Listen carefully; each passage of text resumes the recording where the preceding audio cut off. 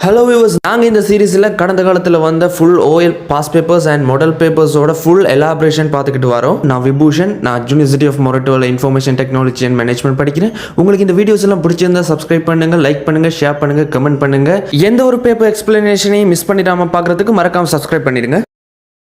இன்றைக்கு நாங்கள் கணிக்கொடியில்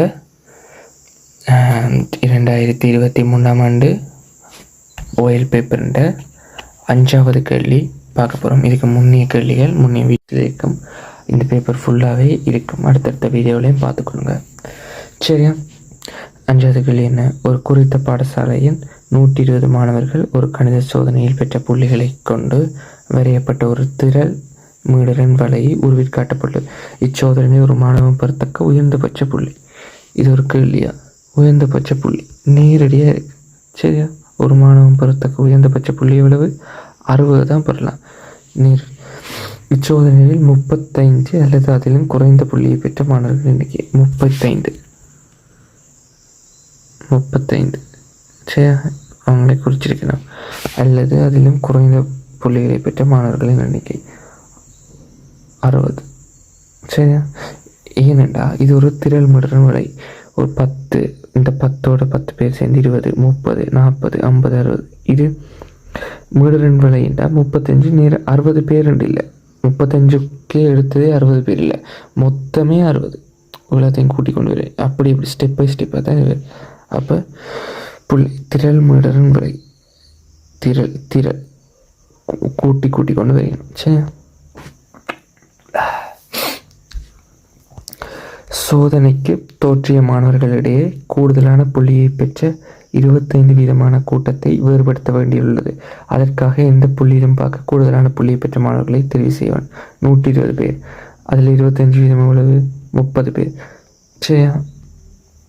30 பேருண்டா இங்கேருந்து பார்த்தா 30 பேருண்டா 90 பேருக்கு மேலே இவ்வளோ பேரையும் வேறுபடுத்த வேண்டியதாக இருக்குது. இவ்வளோ பேர் என்ன புள்ளி? 40ண்டா இது 45னா 41, 42. இது 41, 40, 41, 42. இது சரி 42. ஓகே, 42. 41 முதல் 42 கொடுக்க சொல்லியிருக்கு. பொறுத்தவரை விட 42 இருக்கு. திரள் மீடரின் வலையை வரைவதற்கு பூரணப்படுத்திய மீடரின் அட்டவணையின் ஒரு பூரணமற்ற பகுதியையும் அதனை பயன்படுத்தி வரையப்பட்ட ஒரு பூரணமற்ற வட்ட வரைவும் கிளை தரப்பட்டுள்ளன. ஒரு வட்ட வரைவின் ஒவ்வொரு அரைச்சரியினாலும் உரிய மாணவர்களின் எண்ணிக்கை வகை குறிக்கப்படுகின்றது. அட்டவணையில் ஆயிடையில் 15 தொடக்கம் 30 ஆனது 15லும் கூடியதையும் 30 அல்லது அதிலும் குறைந்ததையும் கொடுக்கும். 15லேருந்து 30 15 விட கூடியதையும் 15 வராது. சரியா? 15 வராது, 15 விட கூடியது. அப்படின்னா 16 தொடக்கம் 30 வரையானதுக்கு வரும். சரியா? திரள் மீடரின் வழிக்கேற்ப அட்டவணையில் உள்ள வெற்றிடங்களை நிரப்புக. 0 தொடக்கம் 15 10 அவங்க தந்திருக்கணும். 15 தொடக்கம் 30 என்ன? இங்கே இருந்து இங்கே 30 40, இங்கே 10. இதுக்குள்ள எத்தனை பேர் இருக்கணும்? 30 பேர் இருப்பேன். அப்போ 30. சரியா? 30 தொடக்கம் 45, 30ல் 40. சரியா? 45ல் 100, 30ல் எத்தனை?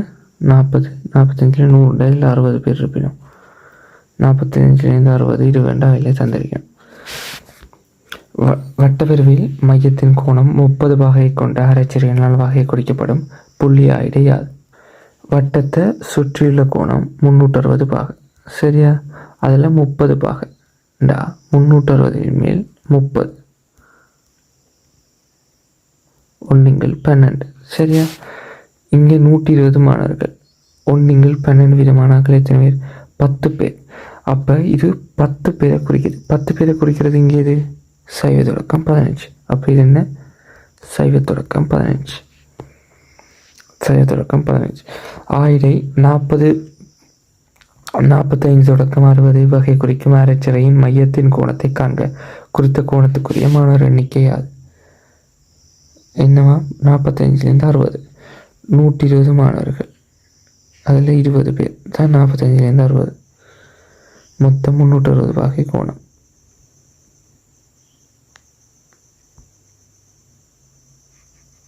அறுபது பாகை. சரி,